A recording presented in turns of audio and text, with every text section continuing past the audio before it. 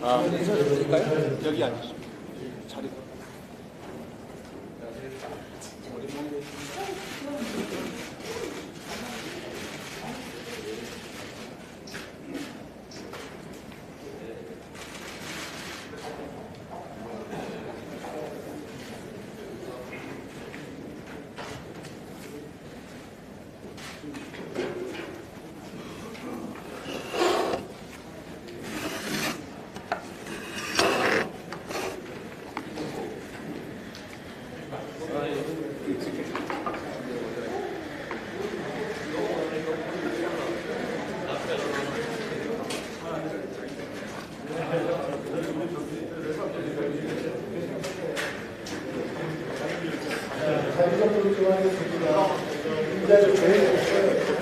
편파적으로 보지 마세요. 편파적으로 보다는 안철수 팬이야.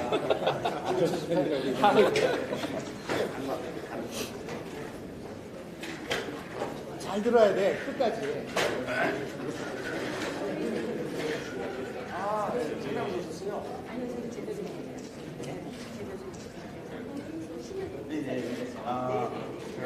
다른 사람들이 사람들.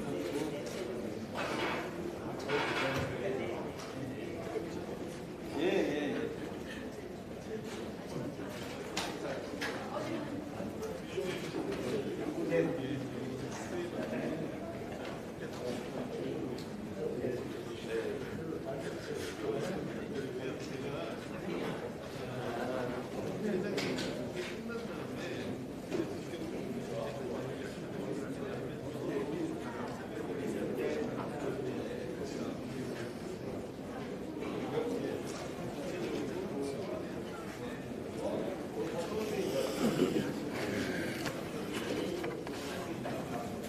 됐어?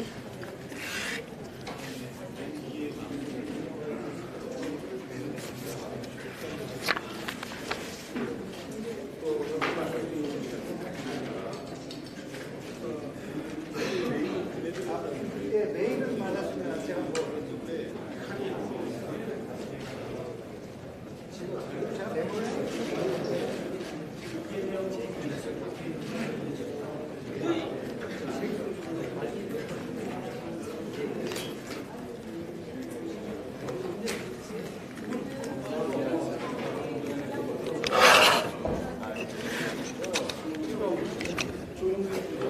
예. 다음 주에 조용기가 만나기면 경기 청년 청년을 네. 경기 중점. 네. 중진공 청년 만나고 지금 경기가 한 7, 8개 굉장히 많습니다. 재창업하고 제도적으로 되게 많고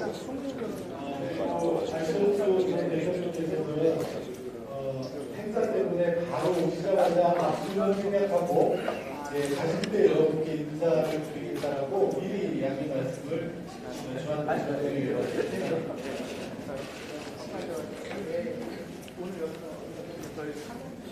저 공익제보지원본부에서 활동하고 있는 스포츠팀입니다. 아, 예. 대표님께서 미리 알려드리겠습니다.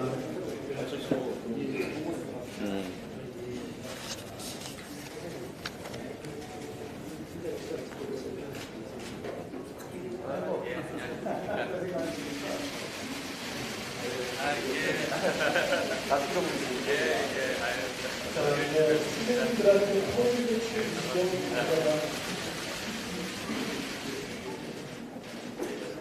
자, 모두 작성해 주시기 바랍니다.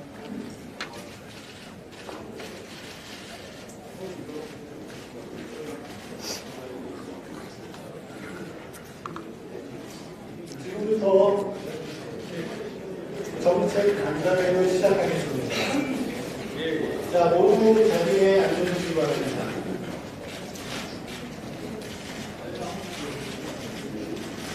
안녕하십니까. 저는 오늘 사회를 맡게 된 한국기업회생지원협회 사무총장 조용범입니다. 인사드리겠습니다.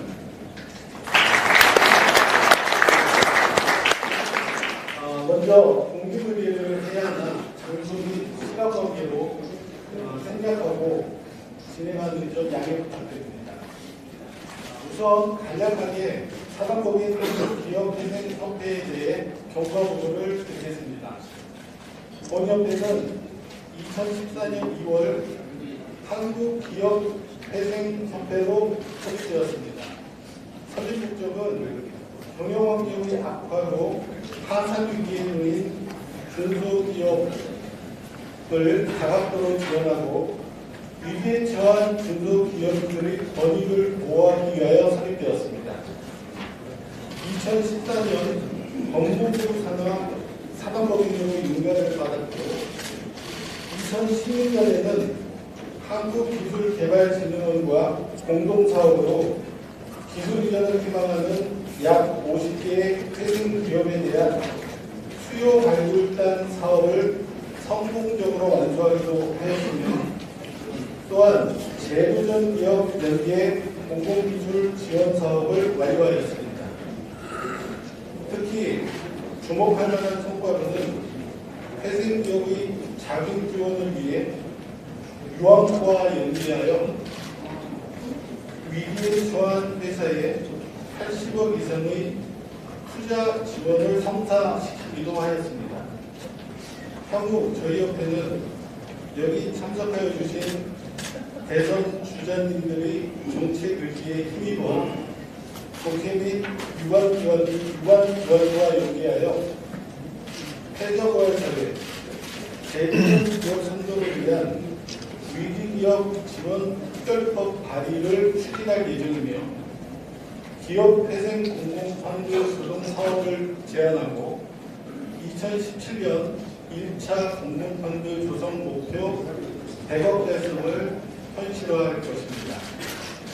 또한 자구적인 노력에는 힘을 써 협회 회원사가 운용으로 출자한 P2P 회사를 설립, P2P 펀딩을 통한 직접 지원 재원을 마련하는 등 다양한 사업을 통해 재도전과 폐자부활이 가능한 대한민국을 만드는 데 꾸준한 노력을 지속할 예정입니다.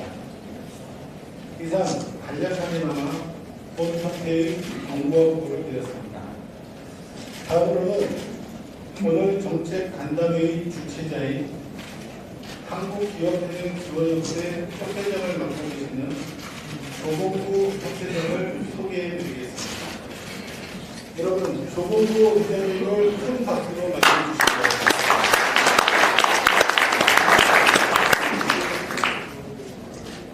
안녕하십니까. 사단법인 한국기업회생지원협회 회장 조봉구입니다.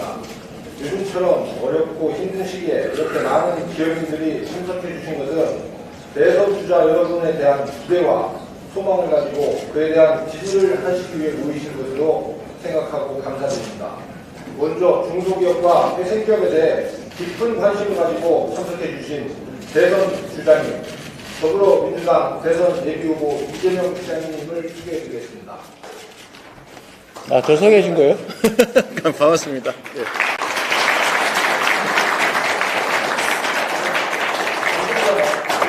방금 전에 참석해 주신 우리 국민의당 대선 예비후보 안철수 대표님을 소개해 드리도록 하겠습니다. 그리고 같은 국민의당 인천시당위원장 이수봉 위원장님을 소개해 드리겠습니다. 그리고 사회를 맡아주실, 좌장을 맡아주실 우리 KTI의 유중일 교수님을 소개해 드리겠습니다. 한국재도전 중소기업회 회장님이신 유희숙 대표님을 소개하겠습니다. 한국산업기술진흥원 박용원 팀장님 소개해 드리겠습니다. 소상공인연합회 부회장님, 그리고 한국국민협회 임상철 상무님, 상주경제연구회, 그리고 우리 중기중앙회 경영정책 본부장님 다 호명을 해드려야 되는데 시간 관계상 이렇게 가능하겠습니다.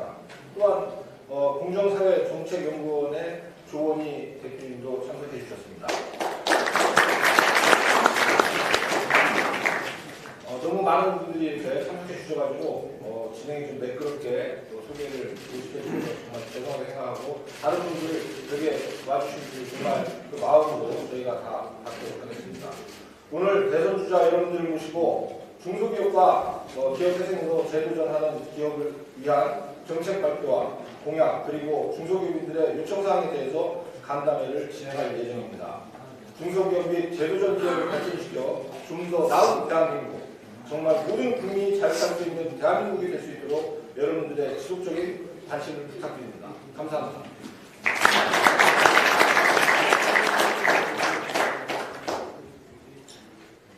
네, 지금 우리 회장님께서 경황이 없으셔서 내일을 제대로 소개를 드린 기회를 바라고 성남 분당을의 김병우 국회의원님 참석하셨습니다. 네, 반갑습니다.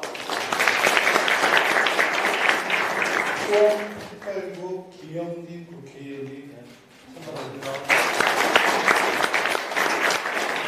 국민의당의 최경환 의원님 참석하셨습니다. 네, 오늘 많은 분들이 참석을 해주셨으나 시간 관계상 생략하는 점 이해 부탁드립니다. 그럼 지금부터 본 행사인 정책 간담회를 시작하겠습니다. 간담회 사회는 KBI의 유종민 교수님께서 진행해 주시기 바라겠습니다. 유종민 교수님 부탁드립니다. 감사합니다. 여기 앉아서 하면 되는 거죠? 앉아서 하시죠, 뭐. 네, 감사합니다. 오늘 굉장히 특별한 자리인 것 같은데 저를 이렇게 불러주셔서 감사드립니다. 국민들이 고생 참 많이 했죠. 드디어 우리가 부패하고 무능하고 무책임한 정권 종지부를 찍었습니다. 그리고 이제 새로운 정권을 창출하려고 합니다. 과연 정권을 바뀌면 나라가 바뀔 것인가 의구심은 남아 있습니다. 지금 우리 대한민국 국민들이 원하는 것은 무엇보다도 공정한 나라입니다. 누구에게나 공정하게 기회가 돌아가고 모두가 더불어 잘 살 수 있는 나라 과연 만들 수 있을 것입니다. 지금 우리가 성장 동력이 너무 쇠퇴해서 기회가 점점 줄어들고 있고 그것마저 기득권을 가진 자들이 독점하기 때문에 많은 그 젊은이들, 노동자, 농민뿐만 아니라 중소기업 하시는 분들, 소상공인들 희망을 갖기 어려운 실정이고 이것은 사회 정의의 붕괴일 뿐만 아니라 도전 정신과 혁신의 기운을 앗아감으로 해서 성장 동력 자체를 갉아먹는 그런 그 근본적인 문제가 되고 있습니다. 기업회생협회는 그 중소기업을 하시다가 어려움에 빠진 후에 다시 그 재도전에 성공하신 그런 기업들이 나는 성공했으니까 다행이다 이러는 것이 아니고 우리가 정말 그 악전고투 속에서 회생을 하면서 느낀 점에 입각해서 어떻게 하면 우리가 재도전이 가능한 사회, 기회가 골고루 돌아가는 사회를 만들 수 있을까 이런 고민을 하면서 활동하시는 분들로 알고 있고 그렇기 때문에 누구보다도 이런 문제에 대해서 절실함을 가지고 이 자리를 마련했다고 생각하고요. 그래서 지금 대선을 향해서 뛰고 있는 그 두 분의 예비 후보님들을 이 자리에 모셨습니다. 저는 궁금했습니다. 지금 그 대권 주자로 거론되는 분들이 굉장히 많으신데 왜 이 두 분을 초청했는가? 저는 주최 측의 의도를 제가 알지는 못하지만 그냥 상식적으로 생각해 보니까 이 두 분은 몇 가지 공통점이 있다. 우선 뭐 공통점에 앞서서 이 두 분은 소속 정당이 다르죠. 소속 정당이 다르고 뭐 여러 가지 견해도 좀 다른 부분들이 있을 것입니다. 그러나 제가 보니까 한 분은 공정성장을 줄기차게 주장을 해오셨고 또 한 분은 공정국가를 소리 높여서 외치시고 무엇보다도 기득권이 모든 것을 차지하는 돈이 실력이 되는 이런 사회는 안 되겠다라고 하는 문제의식을 공유하고 공정한 국가, 공정한 나라, 공정한 경제 이것을 일관되게 주장을 했고 이런 것들을 볼 때 단순한 정치적 수사를 넘어서 신념화되어 있는 그런 점이 공통점이 아닌가.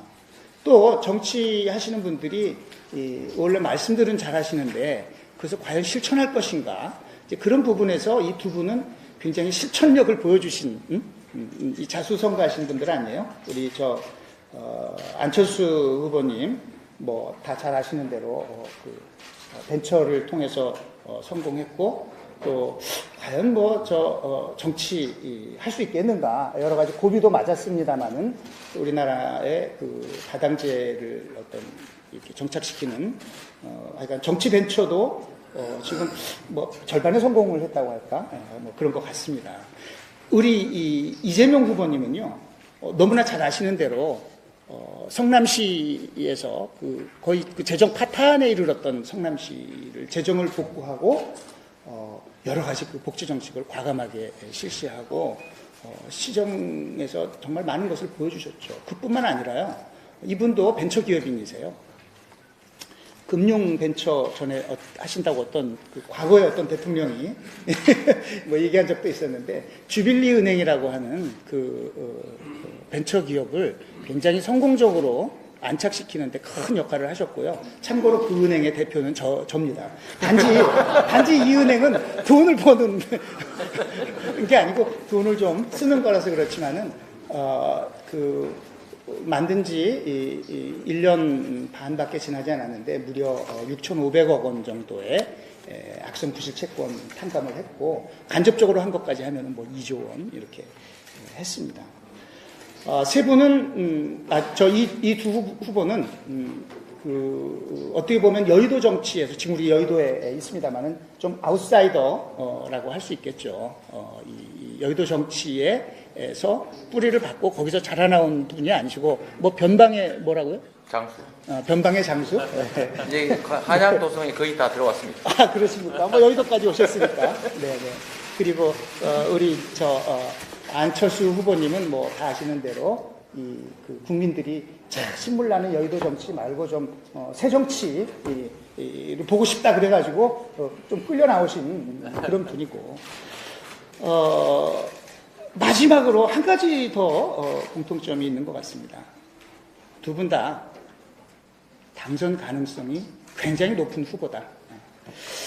저는 그렇게 생각이 들었어요. 그래서 이 두 분을 모신 것이 아닌가 이제 생각을 하면서 제 말씀은 여기서 인사 말씀 가름하겠고요.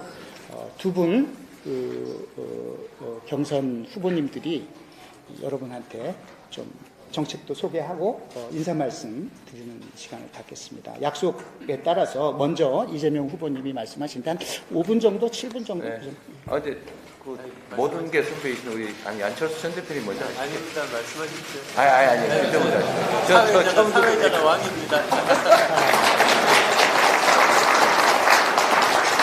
이것이 동방예의지국입니다. 여러분 소학이라는 책자에 보시면은 손님이 오셨을 때 주인이 문지방을 내려와서 맞이하게 되어 있습니다. 원래 예의가. 그리고 손님한테 먼저 올라가십시오 이렇게 얘기를 하고요. 그러면 손님이 고맙습니다 하고 올라가는 게 아니고 아닙니다. 주인께서 먼저 올라가십시오. 이것을 두 번을 서로 양보한 다음에 주인이 먼저 올라가도록 되어 있습니다. 그러니까 그냥 하시죠. 네, 감사합니다. 우리 아마도 이 사감이 조금 작용했을 것 같아요. 저희가 아까 말씀하신 대로 주빌리 은행이라고 이제 빚 내주는 은행이 아니라 빚 갚아주는 은행, 소위 서민 장기 연체 채권, 연체 채무를 정리해주는 그런 은행을 우리 공동은행장을 하고 있다 보니까 이런 약간의 편향성이 발생한 것 같습니다. 우리 안철수 대표님 좀 이해 부탁드립니다. 감사합니다. 네, 가능하면 짧게 저희가 준비한 말씀을 드리도록 하겠습니다.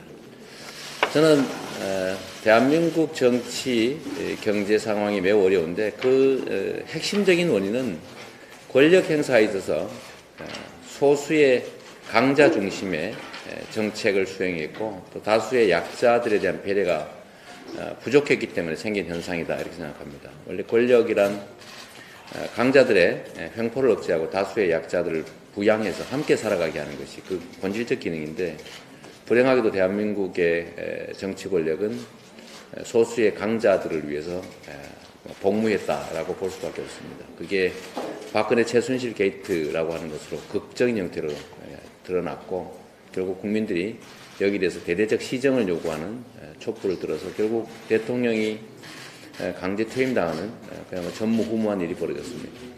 우리 국민들이 바라는 건 역시 공정한 나라, 다수의 약자들이 공평한 기회를 누리고 공정한 경쟁 질서 속에서 자기의 몫을 제대로 행사할 수 있는 그런 나라를, 즉 공정한 나라를 바란다고 생각합니다.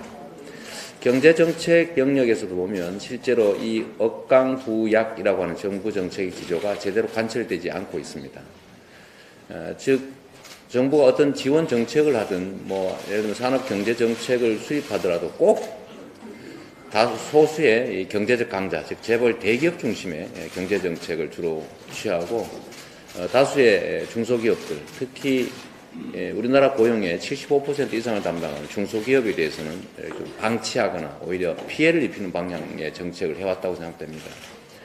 그래서 이런 정부의 강자 중심의 산업 경제 정책이 대전환을 이루어서 다수의 중소기업 또 거기에 더해서 다수의 노동자들이 중심이 된 정책으로 대대적 전환이 필요하고 오늘은 주로 중소기업에 관한 문제니까 제가 준비한 몇 가지 저희의 중소기업 정책 또 회생 정책 말씀드리도록 하겠습니다.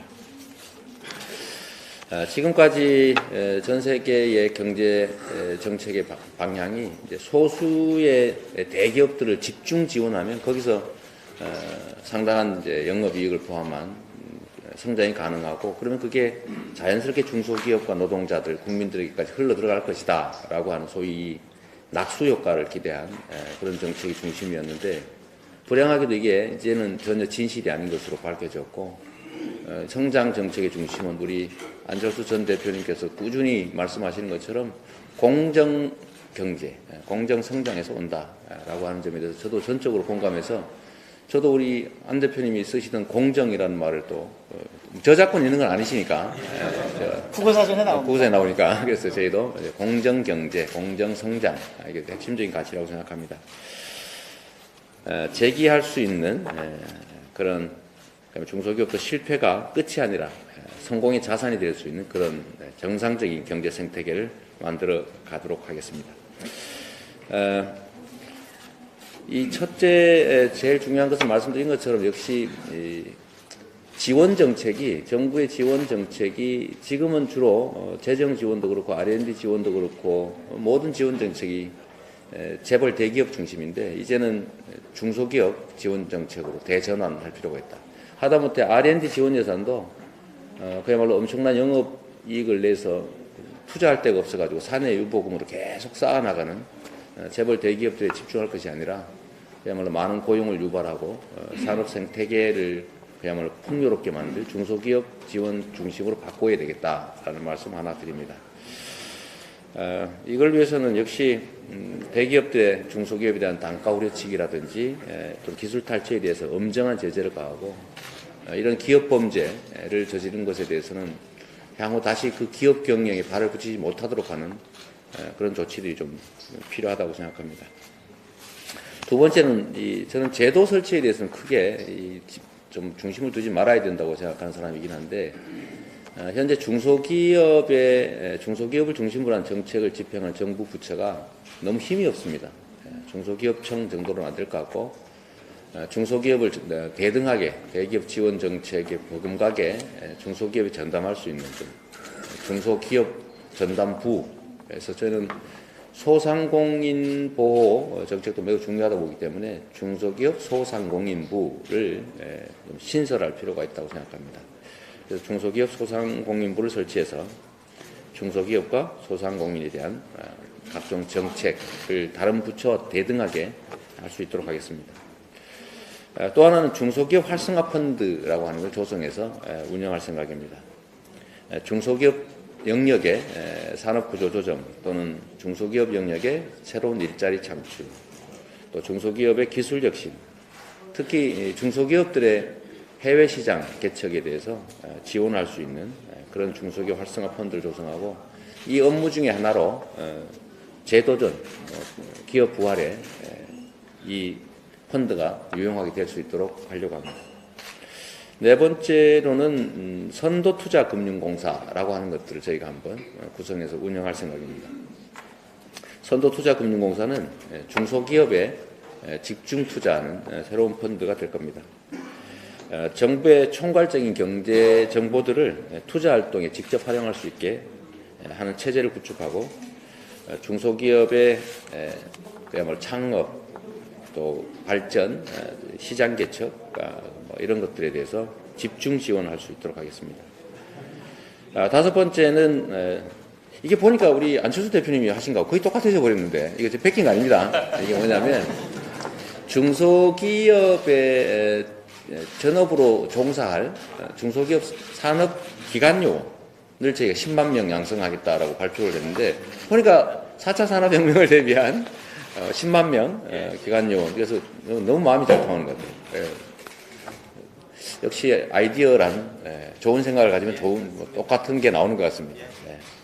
그래서 중소기업에 전적으로 종사할 산업기관요원을 10만 명을 양성하는데 이제 5년간 의무복무하되 연간 1,000만 원 정도를 정부 재원을 지정하고 이걸 통해서 중소기업의 인력 난도 해소하고 젊은 인재들이 안정적인 일자리를 또 만들 수 있도록 하는 이중의 효과가 있다고 생각이 됩니다. 여섯 번째로는 차등 의결권 제도를 도입할 필요가 있다고 생각합니다. 이 창업된 중소기업들이 투자 자금을 모집할 때 경영권 위협 때문에 사실 투자 자금 모집이 되게 어렵다고 합니다. 그래서 지금 미국에서도 이미 도입하고 있는 창업자들이 가지고 있는 주식에 대해서는 주식의 가치는 일주로 하되 의결권을 5배, 10배 정도 추가 인정하고 새롭게 투자하는 부분들은 다른 것은 다 똑같이 하되 의결권 부분은 이제 일주 1의결권으로 하면 이게 우리나라는 처음 도입하는 제도가 될 겁니다. 그러면 신규 중소벤처 기업들이 투자 자금 모집을 할 때 경영권 위협을 느끼지 않고 투자를 좀 유치할 수 있는 그런 제도가 될 것 같습니다.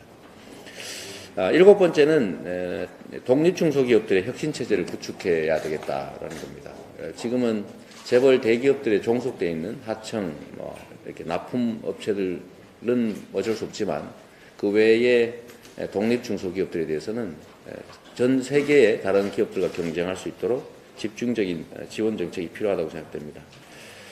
그래서 이 업무를 담당할 전문 컨설턴트들을 한 10,000명 양성을 해서 중소기업들을 집중 지원할 수 있도록 하겠습니다. 제도전 중소기업들의 회생이라고 하는 게 매우 중요하고 이게 실패는 끝나는 게 아니라 새로운 성공을 위한 정말 중요한 자산인데 대한민국에서는 실패하면 영원히 죽을 때까지 다시 재기하지 못하게 만드는 온갖 제도들이 있습니다. 특히 이 연대보증제도 이런 것들이 평생을 얽어매기 때문에 이런 문제들에 대한 좀 제도적 개선을 하고 실패했더라도 지금까지 만들어왔던 실적들, 기술과 자산들이 재효용을 발휘할 수 있도록, 재가치를 받을 수 있도록, 또 재기할 수 있도록 하는 조치들을 해나가려고 합니다. 그래서 여기는 중소기업 소상공인부 산하에 아예 제도전만 전담하는 과를 하나 만들어서 우리 실패한 중소기업인들이 다시 재기할 수 있도록, 재도전할 수 있도록 제도적, 정책적, 재정적, 행정적 지원을 해나가는 그런 정책을 만들어 봤습니다. 시간이 좀 많이 지난 것 같은데 제 말씀 여기서 마치도록 하겠습니다. 감사합니다.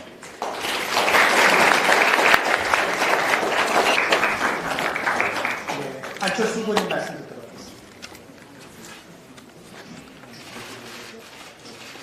상속받은 사람보다 자수성가한 사람이 성공하는 사회가 건강한 사회입니다. 정의로운 사회입니다. 그건 경제적으로도 정치적으로도 마찬가지입니다. 경제적으로도 상속받은 사람보다 자기가 노력하고 능력을 발휘해서 자수성가한 사람이 성공하는 것이 당연하지 않겠습니까? 그런 사회가 건강하지 않겠습니까? 정치적으로도 상속받은 정치인보다 자수성가한 정치인이 사회를 바꿀 수 있다고 믿습니다. 그런 의미에서 오늘은 경제적으로 그리고 정치적으로 자수성가한 분들이 모인 자리라고 봅니다. 이제 지난번 그 썰전 출연을 했습니다. 그래서 거기서 그 정말 그 우연한 기회에 대본에도 없었습니다.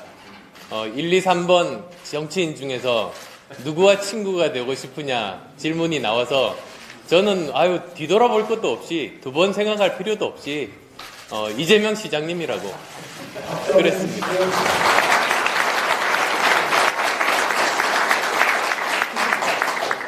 그리고 그건 지금 제가 조금 전 말씀드렸던 내용과 맥이 다 있습니다. 정치적으로도 상속받은 사람보다 자수성가한 사람이 자기 힘으로 온전히 세상을 바꾼 정치인 아니겠습니까? 그런 면에서 동질감을 느낀다고 말씀드려놓고 또 아주 즉흥적으로 화이팅이라고 외쳤습니다. 아마도 그런 좋은 인연으로 또 이렇게 좋은 자리를 이제 마련되게 된 것 같습니다. 이제 여러 가지 정책에 대한 부분은 저는 2주 전 정도에 발표를 했습니다. 그래서 저는 오늘 이제 취지에 대해서 조금 더 말씀을 드리고자 합니다. 흔히들 실리콘밸리가 성공의 요람이라고 알고 계십니다. 언론에서도 그렇게 보도되고 있습니다. 그런데 그것은 본질을 벗어난 것이라고 말씀드리고 싶습니다. 실리콘밸리는 성공의 요람이 아니라 실패의 요람입니다. 성공한 기업들 100개 중에서 2, 3개밖에 되지 않습니다. 그 기업들이 왜 성공했는지 다 조사해서 공통점을 찾아보려고 해도 별로 공통점들이 없습니다. 그거 그대로 한다고 성공하지도 못합니다. 그게 본질이 아닌 겁니다. 오히려 97, 8개 정도 실패하는 기업들이 나중에 어떻게 되는지를 보면 거기서 실리콘밸리의 그 성공의 그 핵심을 찾을 수가 있습니다. 바로 오늘 모임과 같은 겁니다. 실패한 사람에게도 재도전 기회를 주기 때문에 실리콘밸리가 오늘이 있는 겁니다. 자, 한번 실패합니다.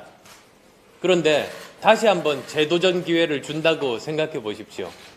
그러면 한번 실패한 기업인은 같은 실수 절대로 반복하지 않습니다. 그걸 빼고 다른 방법들을 찾다 보니 2번째 시도는 훨씬 더 성공 확률이 높아집니다. 그런데 또 불행하게도 실패했다고 할 때 다시 기회를 가집니다. 그러면 앞의 2번 실패를 반복하지 않게 되면서 굉장히 높은 성공 확률을 가지게 됩니다. 만약에 그렇게 해서 2번 실패하고 3번째 성공해서 100배 정도 성공했다고 하면 그건 사회로 보면 남는 장사 아니겠습니까? 훨씬 더 많은 가치를 사회에 만드는 겁니다. 그 과정을 보면 실리콘밸리는 실패의 개인적인 경험을 사회적인 자산으로 만드는 거구나 라고 우리가 받아들일 수가 있습니다. 그게 정말 발전하는 사회, 좋은 사회 아니겠습니까? 개인의 실패 경험을 그냥 묻어버리면 그건 정말로 어리석은 겁니다. 그 실패를 사회에서 함께 공유하고 그 경험을 토대로 성공 확률을 높일 때 그거야말로 진정하게 개인의 실패 경험을 사회 자산화하는 것 아니겠습니까? 작년입니다. 그 서울공대 교수님들이 축적의 시간이라는 책을 썼습니다. 이제 거기서 주장하는 건 이렇습니다. 우리가 여러 가지 노력을 해서 이제 그 선진국 문턱까지 왔는데 이제 한계에 부딪힌 겁니다. 남들이 하는 거 모방해서 여기까지 왔습니다만 이제는 더 앞으로 나가기 위해서는 새로운 것을 만들어야 하는 겁니다. 그런데 새로운 것을 만들겠다는 의지만으로 되는 게 아닙니다. 돈만으로 되는 게 아닙니다. 무엇이 필요한가? 새로운 것을 만들기 위해서는 개념 설계 능력이 필요합니다. 개념 설계 능력이란 무엇인가? 같은 상황을 보고 사물을 보더라도 거기서 남들이 생각하지 못하는 새로운 것을 끄집어내는 겁니다. 새로운 분야를 개척하는 겁니다. 그래야 남들 따라가지 않고 새로운 영역에 도전하고 거기서 새로운 것들을 창출해낼 수 있는 겁니다. 그런데 이러한 개념 설계 능력을 갖추기 위해서 꼭 필요한 게 아주 오랜 기간 동안에 시행착오를 거쳐서 실패 경험들을 축적한 상태에서만 이게 가능하다고 하는 게 그 책의 요지입니다. 그리고 저는 거기에 100% 동의합니다. 그냥 무조건 새로운 거 만들려고 돈 쏟아붓고 사람들 투입한다고 절대로 되지 않습니다. 그건 그 사회가 실패를 용인하고 그 실패의 경험을 소중한 자산으로 삼고 계속 그것이 사회적으로 축적이 된 상황에서만 새로운 것이 가능하다는 겁니다. 그러고 보면 우리 대한민국 사회는 실패를 용납하지 않는 사회였습니다. 축적을 용납하지 않는 사회였습니다. 실패를 그냥 버려두고 전염병 보듯이 했습니다. 그게 결국 지금 현재 대한민국 사회를 발목을 잡는 겁니다. 그래서도 이제부터 필요한 건 축적입니다. 그리고 실패를 용인하고 한 번 실패한 것에 대해서도 재도전 기회를 주고 결과가 아니라 과정에서의 소중함을 인정해 주는 것, 그런 것이 정말 우리가 한 걸음 더 나아가기 위해서도 정말로 필요한 부분입니다. 그 부분이 바뀌지 않으면 대한민국의 미래가 없다고 저는 단언할 수 있습니다. 따라서 오늘 이 토론회도 그런 면에서 저는 정말 귀중한 자리라고 봅니다. 어떻게 하면 개인들의 그 아픔, 실패의 경험들을 넘어서 그것을 사회적으로 체계화하고 자산화해서 우리가 더 큰 새로운 도전을 할 수 있는 기반을 만들 것인지, 그게 이제 한국 사회 모두가 가져야 될 숙제입니다. 그것은 경제 분야뿐만 아니라 창업 분야뿐만 아니라 정치, 사회, 우리 사회 모든 분야에서 그러한 것이 될 때만 한국 사회는 재도약할 수 있다고 믿습니다. 고맙습니다.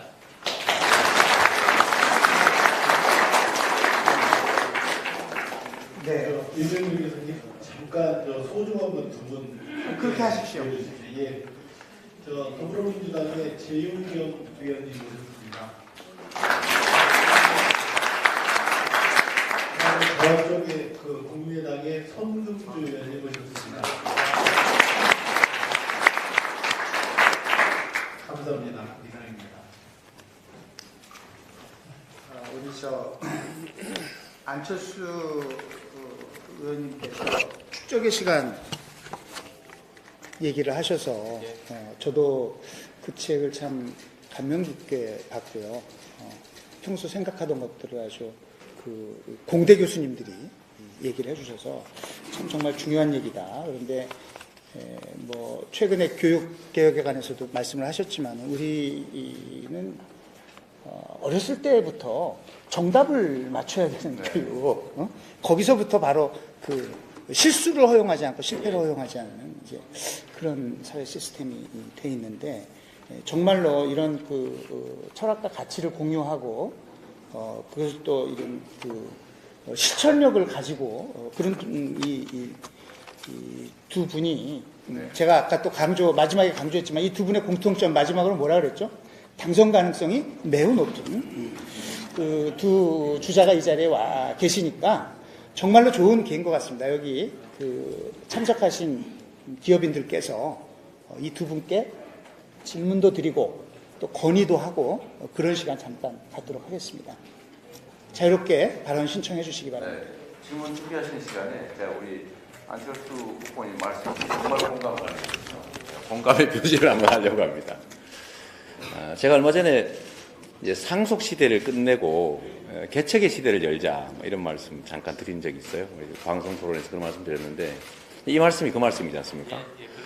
이게 공정한 세상, 그야말로 사람들이 기회를 갖는 세상을 만들려면 이제 물려받은 유산이나 또는 혈통, 출신, 이런 게 아니라 그야말로 그 각 개인이 가진 역량을 제대로 발휘할 수 있는 그런 사회, 공정하게 경쟁할 수 있는 사회를 만들어야 되고, 그건 역시 정치적 영역이든 예를 들면 재벌 3세가 이 나라를 사실 경제적으로 다 지배하는데, 그러니까 이 경제적으로 문제가 되지 않습니까? 정치적으로도 누구의 적자 뭐 이런 사람들이 상당 정도 이제 우월적 지위에서 정치적 영향력을 행사하고 또 경쟁에서도 앞서가고 하는데, 그런 것들이 사라진 사회가 진정한 그야말로 공정사회라는 생각이 듭니다. 그 말씀에 너무 공감이 돼서 정치 영역, 경제 영역 그런 점에서 정말 비슷한 점들이 좀 있는 것 같습니다.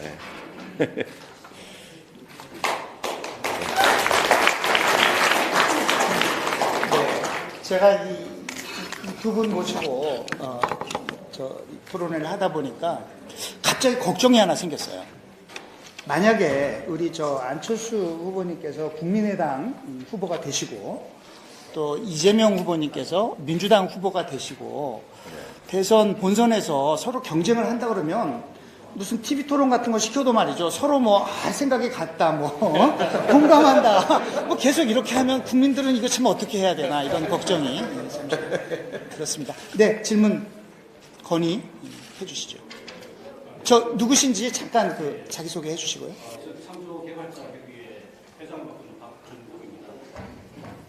개인적으로는 이제 공익청정기를 지금 만들고 있고요.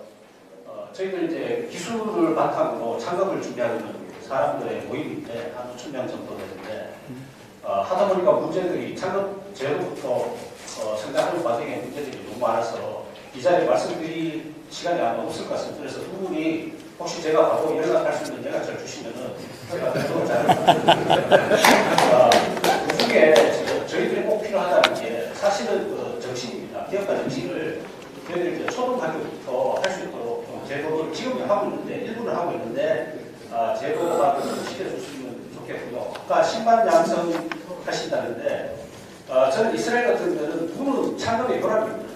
그런데 우리나라도 분을 창업의 결합 삼아서 제대하기 전 3개월이든 6개월이든 아니면 제대 후에 3개월이든 6개월이든 그 기간을 창업 지원이나 창업 교육이나 아니면 창업 관련한 교육, 산업 관련한 교육을 하면은 10만 양성이 아니라 20만 양성도 됩니다. 그러니까 그 제도를 좀 해주셨으면 좋겠고요.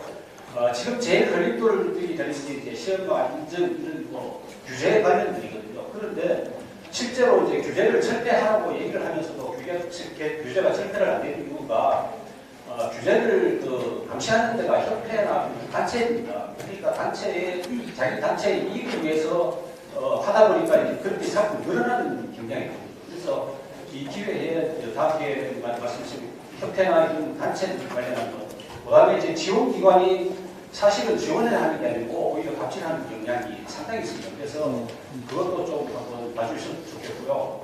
그다음에 지금 저희들이 이제 지금 사실은 지원을 해준다 해서 정부 자금을 70% 80% 지원해주고 이제 자부담을 20% 이렇게 하라 하는데 사실 초기에 이제 창업가들은 그 자금조차도 부담이 됩니다. 그래서 저희는 제가 계속 이제 말씀드린 거는 그냥 지원하지 말고 융자해라. 융자를 하는데 실패를 하면은 그 실패의 성실도에 따라서 감면을 해주면 됩니다. 그런데 융자가 아니고 자부담을 해서 이제 이렇게 하다 보니까 자부담이 부담돼서 오히려 못하는 경우도 있고요.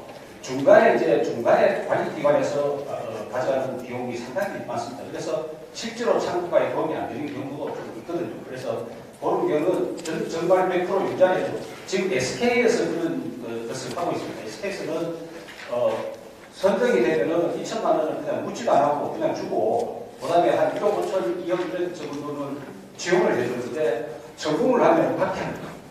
성공하면 반드시 받도록 하고 실패를 하면은 감면을 해주는 그런 제도를 쓰고 있습니다. 그래서 이런 제도를 정부에서도 좀 도입해 주시면은 그러면 성공하는 사람한테서 받는 돈 자체가 나중에 아까 말씀하신 펀드가 됩니다. 그래서 다음에 창업을 할 수 있는 사람한테 지원해 줄 수 있는 자금이 되기 때문에 그렇게 좀 바꿔주셔도 좋겠고요. 지금 공정 말씀하셨지만 사실은 죽은 경제가 한 50% 정도가 죽은 경제입니다. 지금 상위 10% 이상이 가져가시는 비용이 한 50% 된다 그러면은 그분들은 가져간 비용이 한 10%를 채 쓰지 못하고 있거든요. 그러면 나머지는 경제 순환의 서클에 돌아가는 게 아니고 무너집니다. 묻어가지고 물속에 처박혀 있는 돌이기 때문에 할 수 없이 그 경제가 돌아가기 위해서는 국가에서는 부채를 만들어가지고 벌리고 하는 그런 그러니까 악순환이 계속되기 때문에 정말로 공정한 그리고 소득의 재분배, 소득의 균형이 꼭 필요하다고 봅니다. 이에 대해서 제도를 좀 과감하게 좀 도입해 주셔서 많이 도와주셨으면 좋겠습니다. 감사합니다. 네, 감사합니다. 지금 저 자세한 자료는 나중에 주신다 그러면서 이렇게 많은 아이디어를 주시면 얼마나 좋은 얘기가 많이 있을지 저도 그 자료 좀 받아봤으면 좋겠습니다.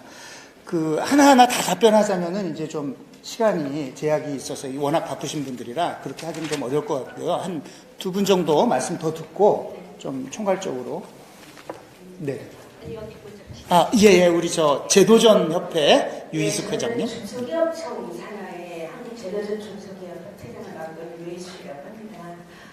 먼저 반갑습니다. 그리고 두 분 후보님께서 아까 공정사회를 주로 말씀하셨는데요. 지금 현재 대기업 총수나 정치인들은 죄를 짓고 사면됩니다. 하지만 한 번 사업을 하다 실패를 하면 고의가 아니었어도 그리고 자기 잘못이 아니었어도 빚을 갚을 방법은 열어두지 않으면서 최장 15년까지 신용사면이 되지 않습니다.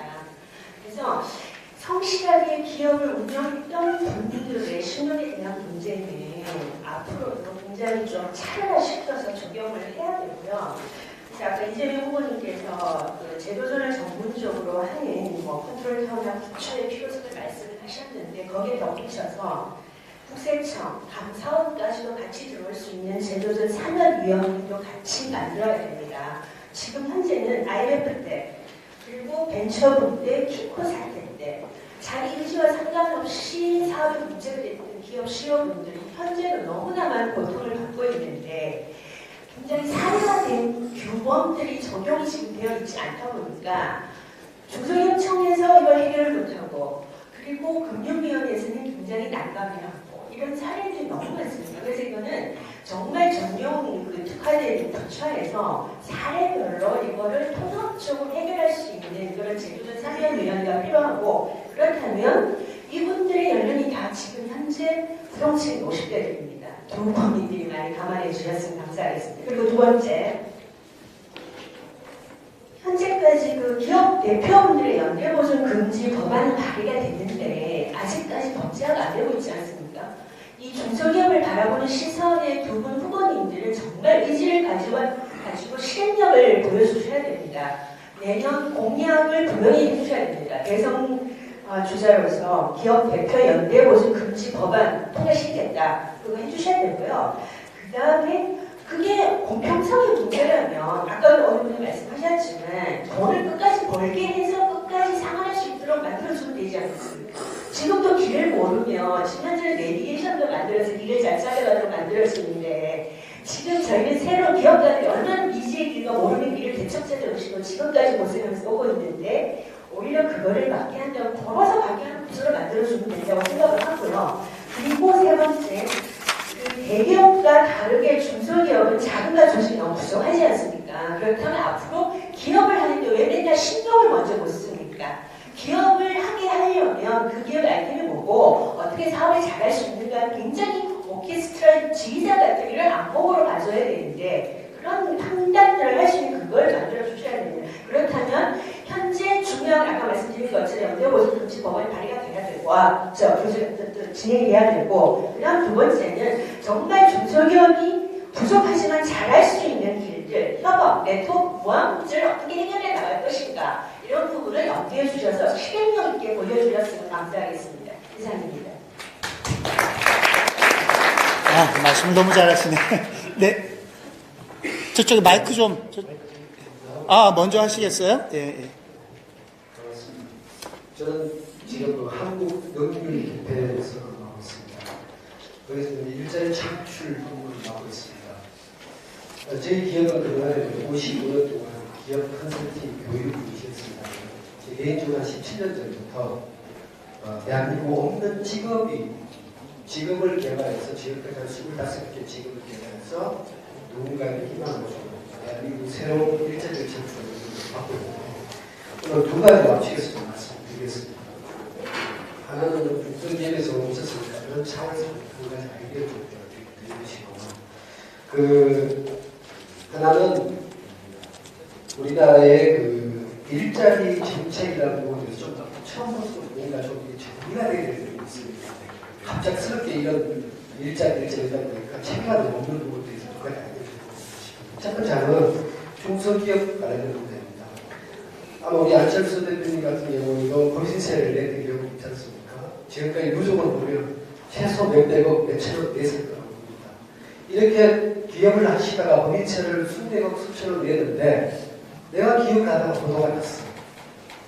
우리가 하다못해 비행기를 타다가 마일리지가 추측이 되고 빵 튀다가 빵을 먹어도 추측이 되는데 이 수백억, 수천억 낸 이 기업들, CEO분들이 부도하고 망했다는 이유로 그동안 냈던 이 공적은 하나도 없어집니다. 그래서 마일리지 제도를 만들어서 이제는 그동안 당신이 우리 국가와 사회의 일자리 창출과 경제 기반에 많은 도움을 줬기 때문에 당신의 마일리지 점수가 예를 들어서 1,000억이든 500억이든 그게 뭐 몇십억이든 간에 그걸로 점수를 할 수 없지만 그런 것들로 우리 대한민국 기업들이 과거에 실패하기 전에 어떤 긍정적인 결과를 위해서 인정하는 사회가 된다고 봅니다. 저희 한국능률협회가 한 1,000개 해본사가 있는데 어느 날 보도 나서 그 실업분들을 만나지 못한 경우가 참 많거든요. 이런 제도가 만들어지면 좋겠다. 구체적으로. 나머지 이제 일자리 정책적인 부분입니다. 우리는 어릴 때 국민교육 현장을 배웠습니다. 저마다 타고난 소질을 기억하고 정말 엄청난 경쟁력이 있는 멘트거든요. 그래서 학기전도 만들고 그게 많은 공동을 세우고 아이디어를 썼습니다만 이게 엉뚱하게 가는 거예요. 학교 내에 전교조라고 있다는 이유로 제가 아이디어 냈던 준교사제도, 진로와 지도, 국민의 자아실현에 이바지할 수 있는 저마다 타오르는 소질을 개발할 수 있는 그 시스템들이 빠져버리고 국어 선생님이, 영어 선생님이 진로지도 배워가지고 아이들 가르치는 이 현실은 빨리 바뀌게 되는 거죠. 그럼 우리나라에 원래 400조 가까이 되는 전체 우리 국민 예산 중에서 일자리 대신 세대 예산이 엄청난 건국기에 제일 많습니다. 그런데 그 돈을 집행하는 전문가가 없다는 아이러니한 이 문제. 고용 전문가가 없습니다. 그래서 이런 부분에 대해서 제가 다르게 나의 자료를 드릴 수 있습니다만 이런 정책들이 정말 실질적인 정책이라고 생각합니다. 그래서 두 분께서 아까 그 마일리지 제도와 대한민국의 일자리 창출된 많은 예산을 제대로 집행할 수 있고 또 어릴 때부터 직업교육, 진로교육이 체계적으로 정리됐으면 좋겠다. 이 두 가지 관점에서 그런 어떤 정책에 좀 반드시 좀 반영돼서. 네, 고맙습니다. 네, 저쪽에 아까 발언 신청하신 분, 저기 시간이 제한되어 있으니까요. 요지만 간략하게. 눈이 나빠서 안 인사하겠습니다. 죄송합니다. 네. 반갑습니다. 저는 대우조선 해양에서 하청업체를 운영했던 이상현이라고 합니다. 일어나는 것도 중요하지만 실패하지 않게 하는 것도 중요하다고 생각하는데요. 그 실패 사례를 계속해서 좀 들어주시고 거기에 대해서 제도적으로 고쳐주셨으면 하는 바람이 있습니다. 아까 이재명 후보님께서 말씀해 주신 강자, 약자에 대한 사례인데요. 현재 조선기업의 구조적으로 많이 힘들어하고 있는 과정에서도 대우조선의 하청업체는 와다고 힘들어하고 있습니다. 그 예로 아주 후진적인 원하청 관계에 관리를 하는 대우조선의 그 원인이 하나 있다고 생각하고 있습니다. 임금도 되지 않는 봉사제도를 지급하고 하청업체 근로자들의 임금을 최단임으로 몇 개월 후에 지급받게 하고 대표들은 배당 사건에 휘말려서 범법자나 파산자가 되는 겁니다. 이러한 상황이 되면 대우조선 측은 이걸 무마시키기 위해서 하청업체 근로자들은 다른 하청업체로 고용 승계를 시키고 대표자들이 내쫓고 있습니다. 예, 딱 두 가지만 여쭙겠습니다. 저희가 현재 공정위에 제소를 하고 있는데요. 8개월 동안 조사 중이라는 답변만 돌아오고 있습니다. 더 강력한 조사과 수사권을 부여하실 생각은 있습니다. 또한 현재 특별고용지원 업종으로 지정이 되어 있지만 현재 사업을 운영하는 업체에만 지원이 가능합니다. 저희처럼 피해를 본 업체에는 지원이 전혀 없습니다. 이 제도를 개선해서 실질적인 지원을 주실 수 있는 것을 좋겠습니다. 네, 가슴 아픈 사연이네요. 저희가 일단 지금 그 많은 건의와 질의가 있었기 때문에 이제 또 이 후보님들이 소화불량에 걸리면 안 되니까 여기서 일단 정리를 하고 안 후보님 먼저 좀 말씀을 하시겠습니까?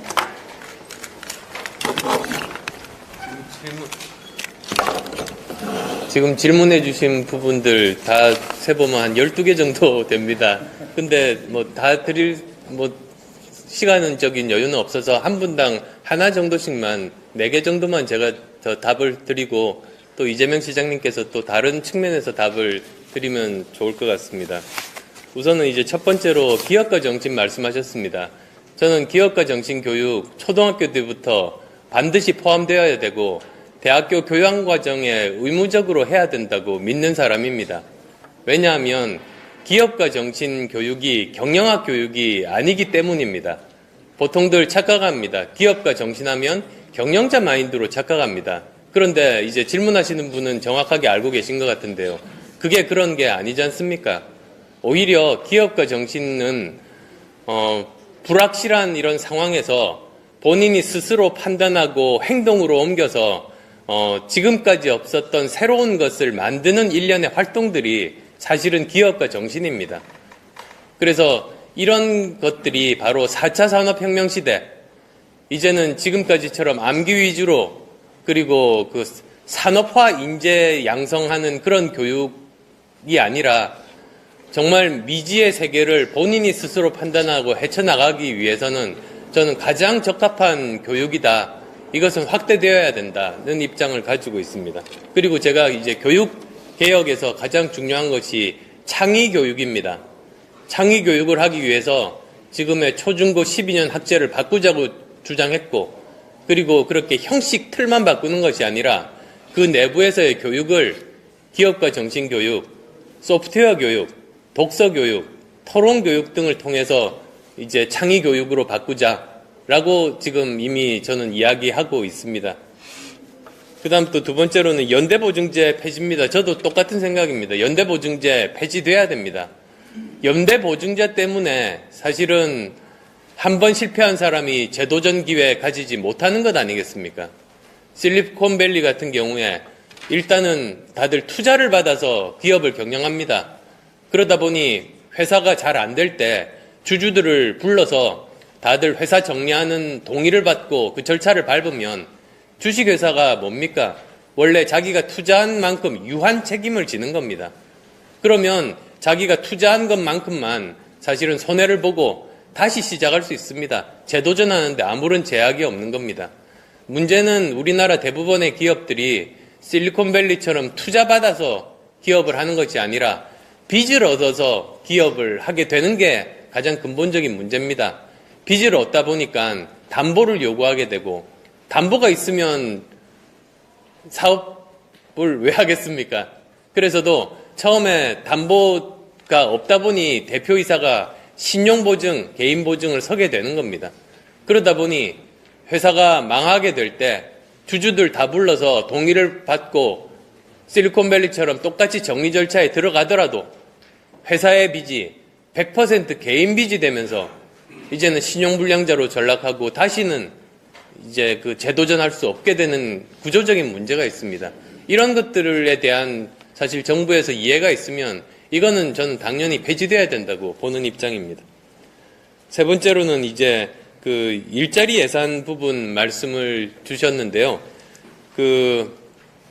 아마 각 정치인들마다 일자리에 대해서 보는 시각이나 철학적인 차이가 이번에 보니까 꽤 크다고 봅니다.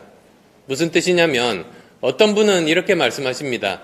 일자리 만드는 주체가 정부고 일자리를 가장 많이 만들 수 있는 쪽은 공공이다. 이렇게 말씀하시는 분도 있습니다. 근데 저는 반대의 생각을 가지고 있습니다. 일자리를 만드는 주체는 정부나 정치가 아니라 민간과 기업입니다. 민간과 기업이 스스로 노력해서 경제를 살리고 일자리를 만들게 하고 정부나 정치에서 해야 되는 일은 그것을 할 수 있도록 기반을 만들어주는 일이 정치에서 해야 되는 일 아닙니까? 제가 생각하는 가장 중요한 기반 3가지는 교육을 제대로 개혁해서 창의적인 인재들을 기르고 과학기술 제대로 투자해서 경쟁력 있는 과학기술력 확보하고 그 다음에 공정한 경쟁이 가능한 산업 구조를 만드는 겁니다. 그 세 가지 기반만 있으면 인재와 과학기술과 그리고 뭐 영어 표현으로 레벨 플레잉 그라운드가 이제 주어지게 되면 누구나 자유롭게 도전해서 성공할 수 있게 됩니다. 그 과정을 통해서 민간과 기업이 일자리를 만들 수 있게 되는 것 아니겠습니까? 그런 관점에서 접근을 저는 해야 된다고 보고 공무원들도 이제는 다음 정부에서는 그렇게 일을 하는 것이 맞다고 봅니다. 마지막으로 그 공정위 제소 부분 말씀하셨는데 마침 제가 오늘 오전에 이 부분 발표했습니다. 공정위 권한이 혁신적으로 강화되어야 된다고 저는 보는 입장입니다. 그 계기가 제가 독일 가서 그런 계기가 있었습니다. 독일의 공정위원회를 방문하려 했더니 경제부처가 있는 베를린에 있지 않고 멀리 떨어져 있는 본이라는 도시에 있다고 합니다. 그래서 왜 그렇게 멀리 가 있냐고 물어봤습니다. 그랬더니 공정위의 역할은 경제부처를 감시하고 이제 고발하는 준사법기관인데 같은 도시에서 계속 얼굴 보면 마음이 약해질까봐 멀리 떨어져서 얼굴 안 보는 곳에서 일을 한답니다.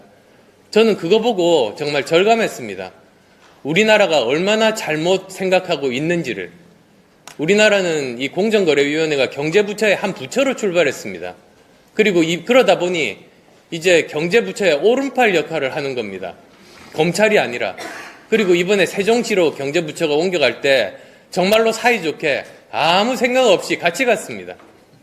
이것부터 제대로 바뀌어야 제대로 그 공정한 경제 구조가 설 수 있다고 보는 입장입니다. 그래서 이제 공정거래위원회 그 기능 강화, 독립성 강화, 그리고 투명성 강화, 그건 책임에 해당되는 부분입니다만 거기에 대한 공약들을 오늘 오전에 발표했습니다. 네.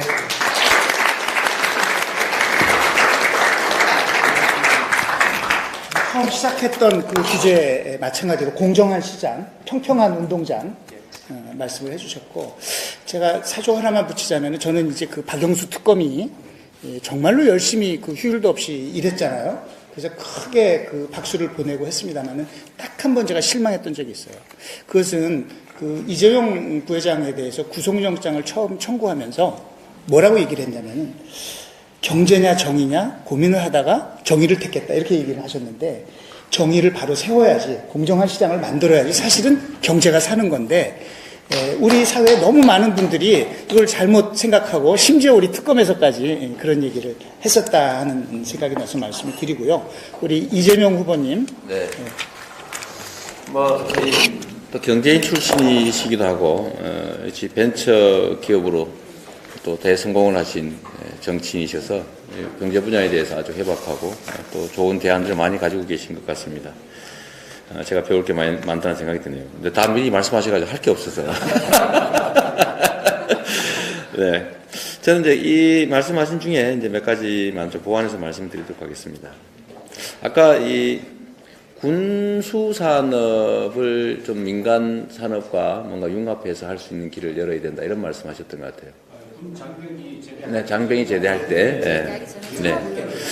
그래서, 저희가 기획하고 있는 것 중에 하나가 소위 이제 장비, 무기, 전투 전문 요원 10만 모병. 어차피 군대 가는데 청년 일자리도 만들 겸 군의 전투력도 올릴 겸 해서 이 무기 장비 전문 요원들을 3년 내지 5년 본인 희망에 따라서 하고, 근데 이게 이제 민과 군 간에 전에는 기술이 분리되어 있었지 않습니까?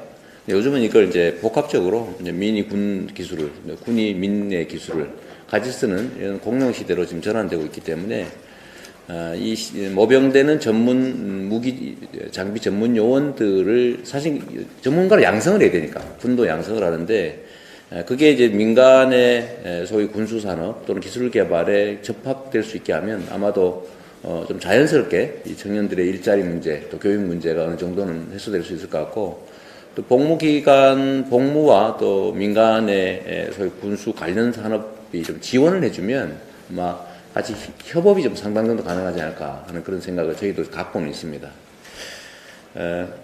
하나 더 이 말씀을 드리면, 아까 이제 지원을 하는데 빌려주니까 이거 빚쟁이 되지 않냐. 근데 그 점에 대해서 전적으로 공감합니다. 그래서 우리가 기획하고 있는 선도투자금융공사는 투자하는 것으로, 그러니까 빌려주는 게 아니라 투자를 하는 거죠. 투자를 해야 잘 되면 그것을 뭐 몇 배, 몇십 배 회수하고 또 잘못되면 날리고. 그게 원래 투자가 원래 그런 거니까.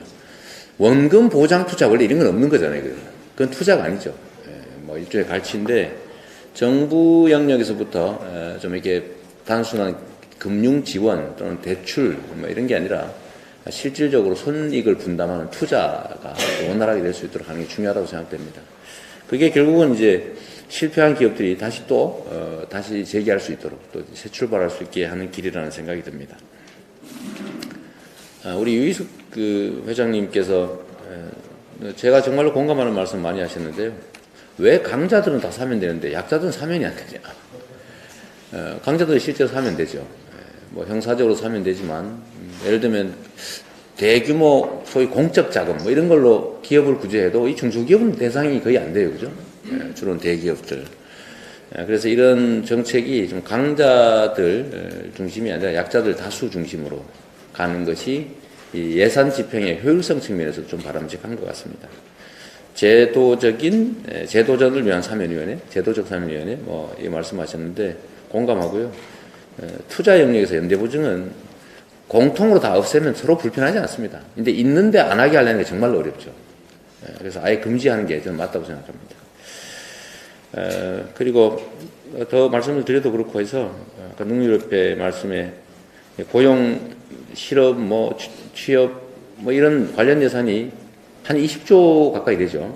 20조 가까이 되는데 어디서 뭘 하고 쓰는지 다 모르는 거죠. 효과가 있는지도 잘 모르고 그런 문제들이 있는 것 같습니다. 좀 전문적인 분석과 관리가 필요하다, 통합 관리가 필요하다 이 말씀이시죠? 저도 공감합니다. 대우조선 관련된 얘기는 이 하청업체 또는 뭐 구조조정 당하는 노동자들 문제 또 그 연관 기업들 문제 워낙 복잡해서 정부가 하는 정책도 그렇다고 해서 뭐 지금 배제된 영역은 더 황당하지만 사실 포함돼서 대책을 세운다고 하는 영역들도 제가 보기에 거의 대책이 없어 보여요.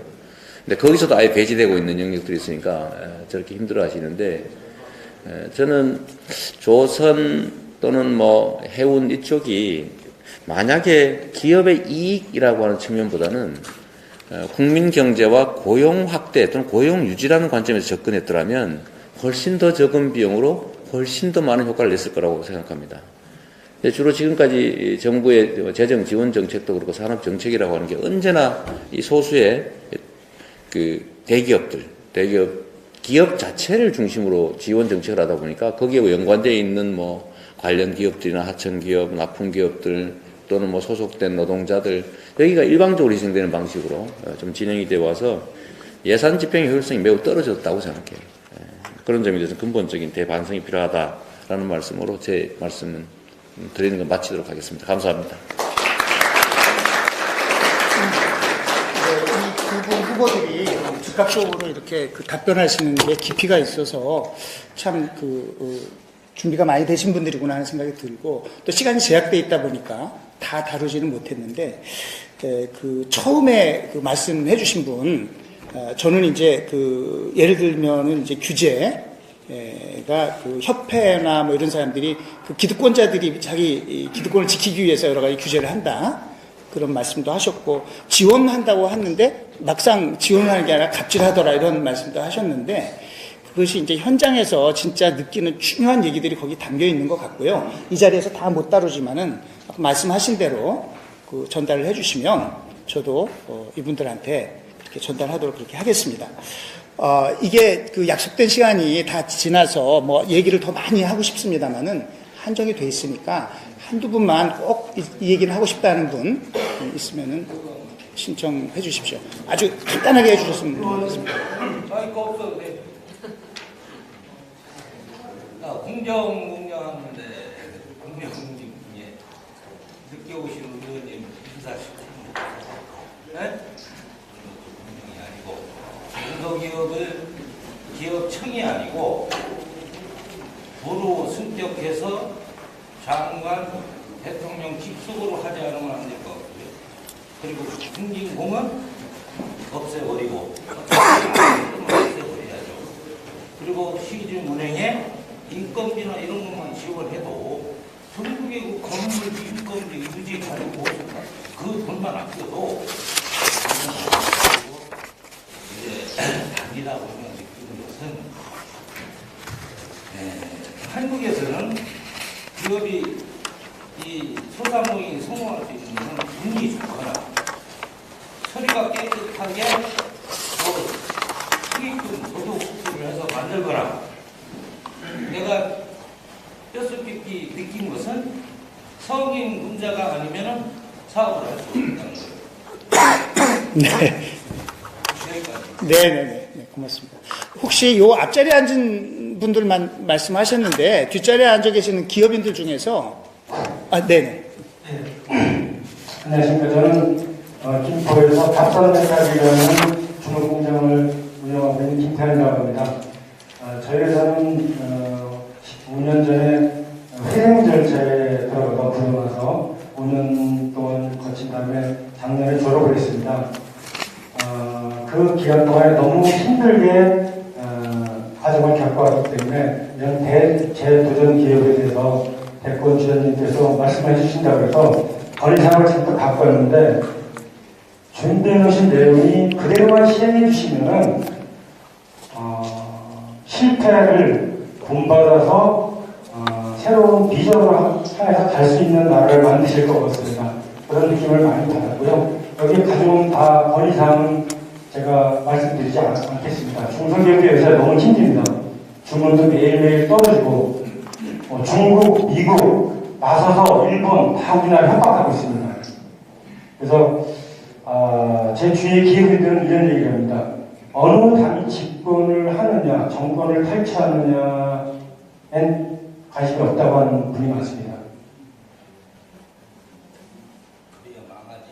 똑바로 나라를 선이 굵게 지도해 줄 수 있는 지도자면 어느 당이든 누구든 찍어서 이 나라를 제대로 만들어줬으면 좋겠다. 제가 일단 정치적인 말씀을 드려온 건 아닌데요. 너무 많이 제도적인 걸 준비하셨기 때문에 이런 말씀을 드리고 싶고요. 과거에도 DJP 연합이라고 다른 분들이 서로 원수같이 자기를 죽이려고 했던 분들과도 국민이 원한다면 연합을 해서 새로운 경제 활력을 모색했던 그런 일이 있었다고 듣고 있습니다. 그래서 그건 좀 비슷하고 하시는데 저희는 다른 거 다 필요 없고요.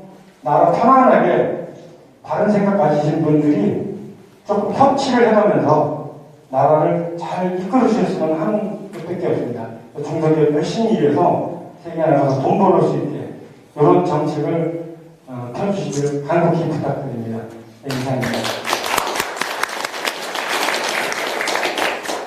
저보다 한 걸음 더 나가시네요. 저는 이 두 분이 나중에 대선 본선에서 둘이 서로 칭찬만 하고 있으면 어떻게 하나 이렇게 했는데 이제는 아예 두 분이 같이 손잡고 함께 정치를 하라, 뭐 공동정부나 연정을 하라 이제 아마 이런 얘기신 것 같은데. 공동정부 해야죠. 예, 그렇게 생각하십니까? 네네네. 저 안철수 후보님하고 같이 손잡고 안 후보님은 어떻게 생각하세요?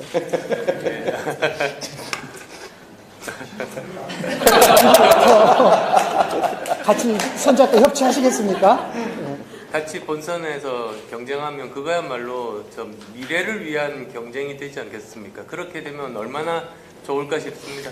네. 이제 경쟁이 끝나고 두 분 중에 한 분이 되실 거 아닙니까? 그러면 둘이 그때 이제 뭐 여야로 갈라서서 싸우는 것보다는 지금 이런 그 공통된 정책을 실현하기 위해서 서로 좀 손잡고 당은 다를지라도 같이 하라는 게 요즘 또 많은 국민들이 그 요즘은 협치 시대다 저 이정미 재판관이 또 그 결정문 낭독하면서 그런 얘기도 하셨고 그래서 이제 그런 기대들을 갖고 있는 것 같습니다. 그럼요, 함께 가야죠. 저는 야권에 국민들의 기대가 있기 때문에 저는 당연히 국민들의 뜻에 따라서 한 길로 가는 게 맞다 이렇게 생각합니다. 그러려고 최선을 다해서 노력해야 합니다. 네.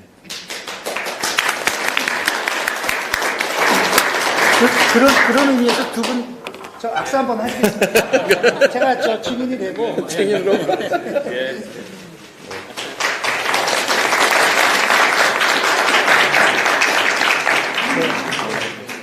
예, 감사합니다. 예, 네. 감사합니다. 우리 원래 안 했어. 우리 그런 사이 아니에요. 정말로 공정한 경제 모두가 희망을 가지고 잘 살아나갈 수 있는 그런 나라를 원하는 국민들의 간절한 심정이 오늘 또 이 두 후보님들이 참 공감이 가는 좋은 얘기를 많이 해주셨기 때문에 뭐 정치적 경쟁이 또 필요한 부분이 있겠죠. 그러나 적어도 이런 부분에 관해서 힘을 모아서 반드시, 왜냐하면 또 이게 기득권이라고 하는 어려운 장벽을 넘어야 되니까 힘을 합쳐서 꼭 이런 비전을 실현해 주셨으면 좋겠다는 바람을 담았던 것이라고 봅니다. 저희가 예정된 시간이 초과돼 가지고요. 제가 지금 쪽지를 막 받고 있습니다.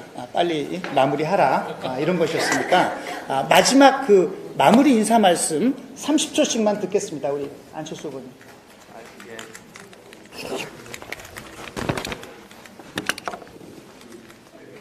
예, 정말 뜻깊은 시간이었습니다. 아까 모두에도 말씀드렸습니다만 결국은 상속받은 사람보다 자수성가하는 사람이 성공받고 인정받는 사회가 공정한 사회 아니겠습니까?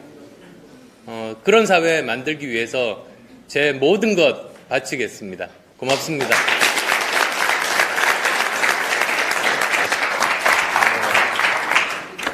어쩌다 보니까 우리 안철수 후보님이 하시는 말씀이 제가 드릴 말씀 미리 하는 바람에 좋은 일이라고 생각합니다. 공정한 사회. 대한민국의 소위 몇 대 부자를 조사해 보니까 80% 이상이 다 물려받은 사람들이더라. 또 우리나라보다 더 사회적 격차가 크다고 하는 미국 사회를 보면 반대로 80% 이상이 다 자수성가한 사회더라라고 하는 통계들을 제가 봤습니다. 물려받은 유산으로 그야말로 맨발로 시작한 대부분의 사람들보다 언제나 성공하고 있으면 그 사회는 역동성이 떨어져서 구성원들로 하여금 꿈과 희망을 사라지게 만들죠. 그건 사회적으로도 그 국가 전체 발전을 가로막는 결과가 됩니다. 그야말로 물려받은 유산보다는 각자의 능력과 또 노력 정도에 따라서 평가받는 그런 기회가 넘치는 나라, 그런 나라 만들도록 최선을 다하겠습니다. 공정한 나라를 위해서 열심히 뛰겠습니다. 감사합니다.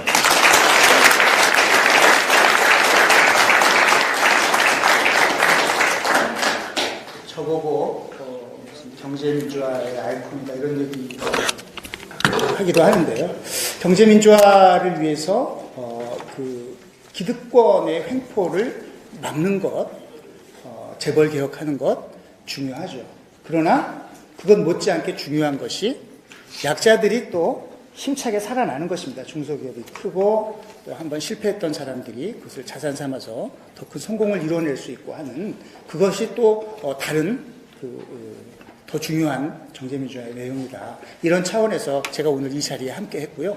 또 우리가 함께 마음을 모으고 좋은 생각들을 나누는 그런 자리가 돼서 정말로 잘 왔다는 생각이 들고 흐뭇하고 오늘 참여해 주신 두 분 후보님들 행사 준비해 주신 그 협회 관계자들 참 이 자리에 함께 해 주신 그 모든 청중들 그리고 취재하느라고 고생하시는 언론인들 모두 감사드리고 이 자리 마치도록 하겠습니다. 감사합니다. 오늘 그분들이 일정이 너무 바쁘시기 때문에 우리 사장님들 앞에 나와서 그냥 한 번에 기념 촬영하는 걸로 하겠습니다. 예, 또 뵙겠습니다. 자, 모두 앞으로 나와주시기 바랍니다. 예. 의원님도 앞으로 나와주시고요. 네, 오셨어요. 네. 화이팅 하세요.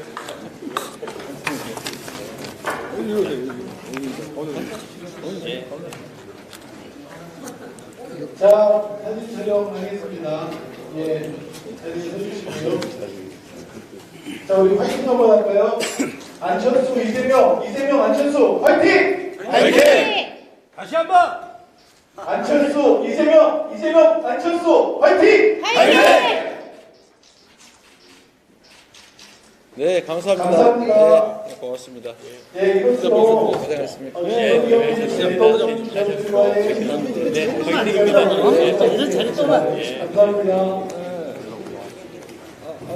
청소기 고향입니다.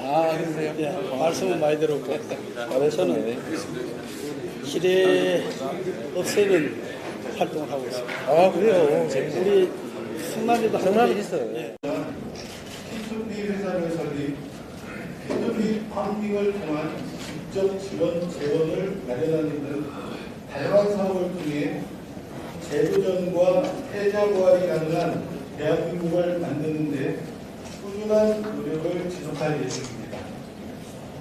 이상 간략하게 남아 본 형태의 정보보고를 드렸습니다. 다음으로는 오늘 정책 간담회의 주최자인 한국기업은행지원협회 협회장을 맡고 계시는 조봉구 협회장을 소개해드리겠습니다. 여러분, 조봉구 회장님을 큰 박수로 맞이해주시기 바랍니다.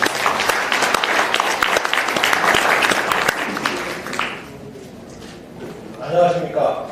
사단법인 한국기업은행지원협회 회장 조봉구입니다. 요즘처럼 어렵고 힘든 시기에 이렇게 많은 기업인들이 참석해 주신 것은 대선 주자 여러분에 대한 기대와 소망을 가지고 그에 대한 지지를 하시기 위해 모이신 것으로 생각하고 감사드립니다.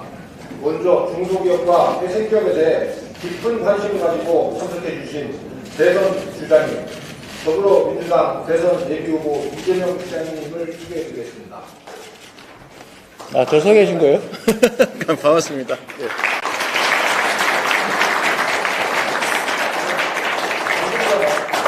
방금 전에 참석해 주신 우리 국민의당 대선 예비후보 안철수 대표님을 소개해 드리도록 하겠습니다. 그리고 같은 국민의당 인천시당위원장 이수봉으로 파산위기에 놓인 중소기업을 다각도로 지원하고 위기에 처한 중소기업들의 권익을 보호하기 위하여 설립되었습니다. 2014년 법무부 산하 사단법인으로 인가를 받았고 2016년에는 한국기술개발진흥원과 공동사업으로 기술 이전을 희망하는 약 50개의 회생기업에 대한 수요 발굴단 사업을 성공적으로 완수하기도 하였으며 또한 재도전 기업 10개 공공기술 지원 사업을 완료하였습니다. 특히 주목할 만한 성과로는 회생기업의 자금 지원을 위해 유황과와 연계하여 위기에 처한 회사에 80억 이상의 투자 지원을 성사시키기도 하였습니다. 향후 저희 협회는 여기 참석하여 주신 대선 주자님들의 정책 의지에 힘입어 국회 및 유관기관과 연계하여 폐저부활 사회, 대기업 기업 선도를 위한 위기기업 지원 특별법 발의를 추진할 예정이며 기업 회생 공공펀드 조성 사업을 제안하고 2017년 1차 공공펀드 조성 목표 100억 달성을 현실화할 것입니다. 또한 자구적인 노력에는 힘을 써 협회 회원사가 운용을 실제 발표하고 있는 프로포트. 네, 대표님께서 얘기하셨습니다.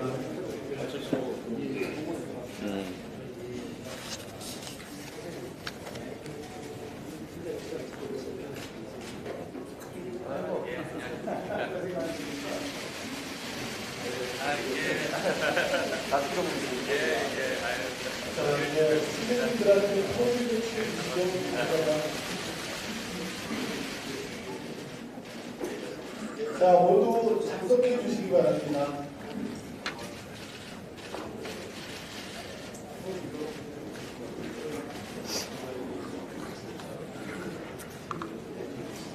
지금부터 정책 간담회를 시작하겠습니다. 자, 모두 자리에 앉아주시기 바랍니다.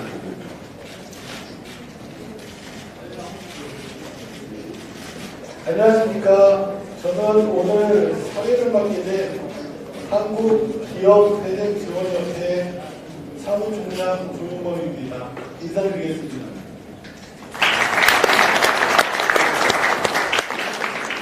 먼저 공기분리를 해야 하는 장소 및 시간 관계로 생략하고 진행하는 점 양해 부탁드립니다. 우선 간략하게 사단법인 기업회생협회에 대해 경과 보도를 드리겠습니다. 본협회는 2014년 2월 한국기업회생협회로 설립되었습니다. 설립 목적은 경영환경의 악화. 네, 제가 이재명 인사를 드릴까요? 여기 앉으시죠. 자리.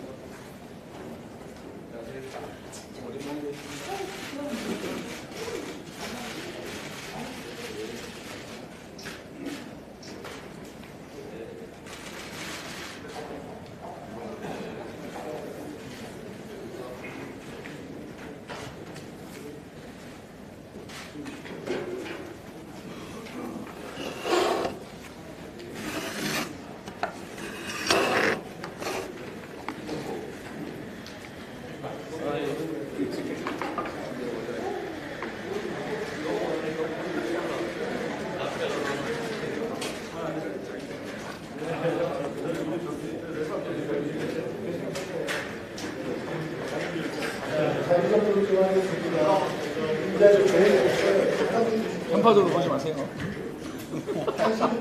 편파적으로 보다는 안철수 팬이야.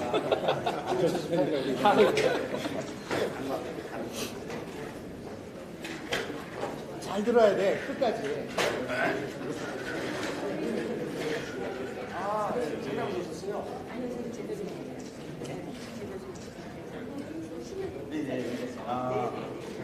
아는 사람들이 사람들.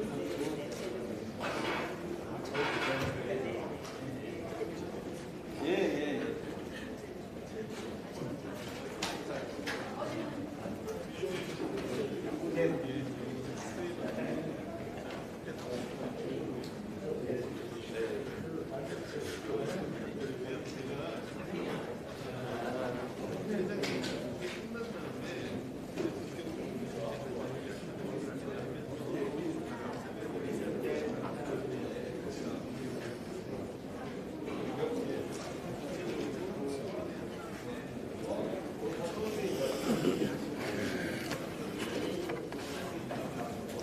됐어?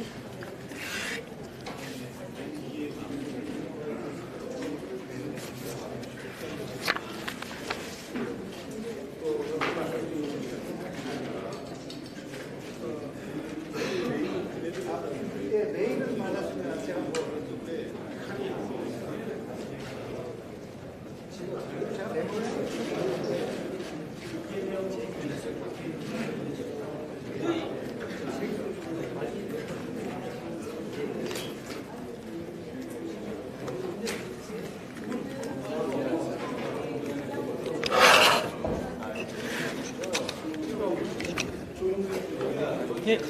다음 주에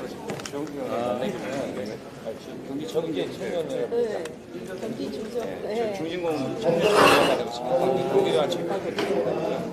굉장히 많습니다. 재창업하고 제도적 되게 많고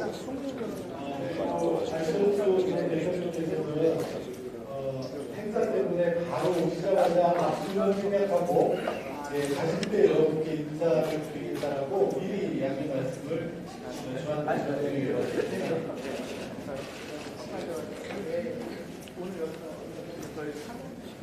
공익제보 지원금